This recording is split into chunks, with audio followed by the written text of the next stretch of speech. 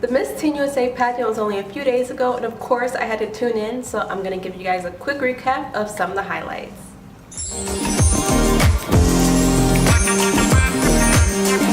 Hey guys, it's Shadei and welcome to Tiara Obsessions. If you're new to this channel, please make sure you click that subscribe button, give this video a thumbs up, and leave a comment letting me know on your thoughts on this pageant.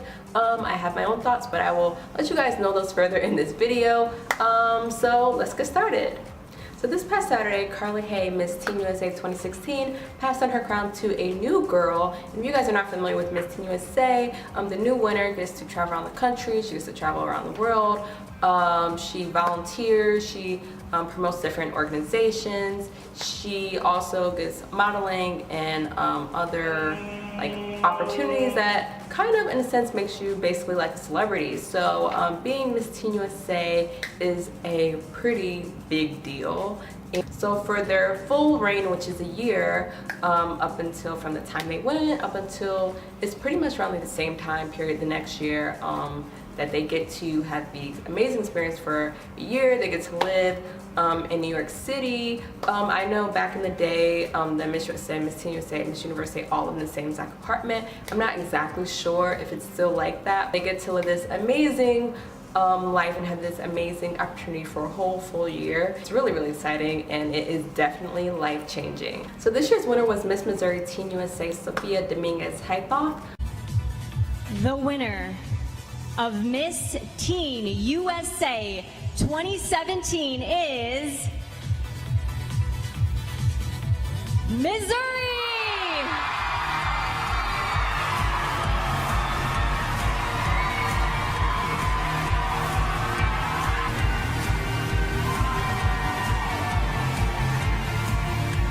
Even though this one was kind of a surprise for me, she was actually one of the contestants on my Miss Teen USA contestant predictions video. So it's not that really of a surprise, but it was a surprise based off of the top 5 that was called. I mean, she spoke well, she competed well, she looked amazing, she answered her answers well, she looked very confident, so I was not surprised that she made top 5. I was kind of surprised by the placements, which I will go into later, but I think that she will be a great Miss Teen USA and definitely very deserving of that title. So the Miss Teen USA pageant is not exactly the same format as Miss USA. Like, it's not shown on TV. It's usually shown on Facebook or YouTube. Now this year, I was kind of surprised that they didn't show it on YouTube, just because I feel like YouTube is a little bit more easy to access. Yes, everyone has Facebook, but I had to watch it on my phone because I only had the Facebook app on my phone, and on my computer, like, the live stream kept on stopping and cutting off, and so that was just really annoying. I would have rather been able to just pull it up on my TV, and not meaning have it on some TV channel, but I feel like if it was on YouTube, at least you could pull up the YouTube app on your TV. That just would have made it such more enjoyable for me to watch.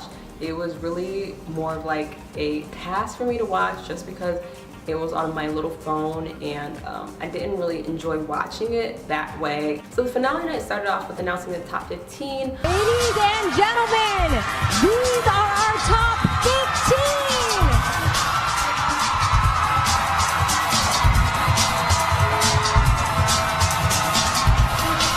If you did not watch the prelims allowed every contestant to go through evening wear and active wear on stage, and from that's how they pick, and their interviews, which were not shown live, but that's how the top 15 is picked. So on the finale night that was live streamed, we got to see the top 15, and for the most part I thought the top 15 was pretty much right on, because a lot of the girls that were in the top 15, I also had them in my contestants favorites video.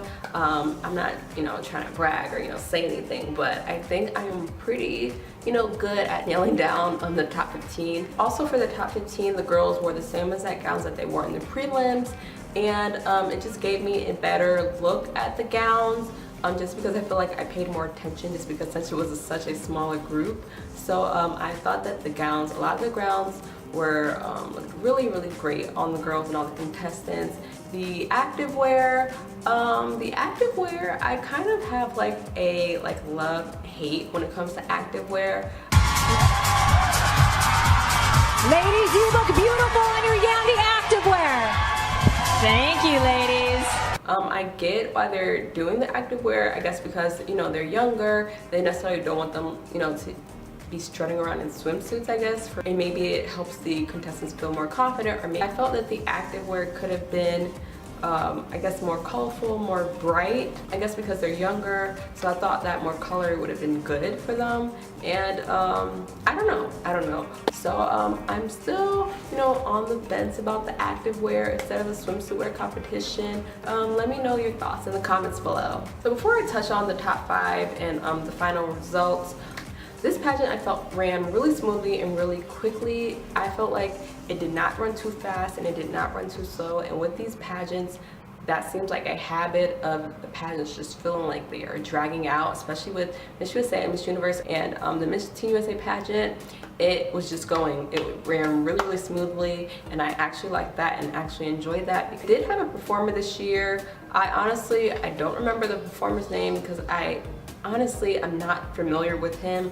I never saw him before or heard of his music, so I don't know how like popular or how big he is. Okay, so let's get into the top 5. So the top 5 this year was Oregon, Miss Nevada, Missouri, Indiana, and Miss California. With a thirst for first, we have Oregon, Nevada,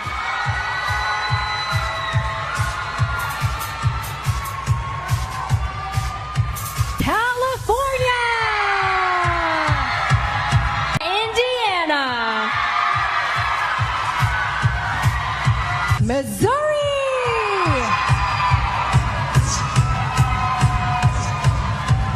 For 4 out of the 5 girls I had in my top final predictions, so I was actually really happy about that. Oregon, I didn't expect her to be in the top 5, so she kind of, you know, just flew under the radar for me.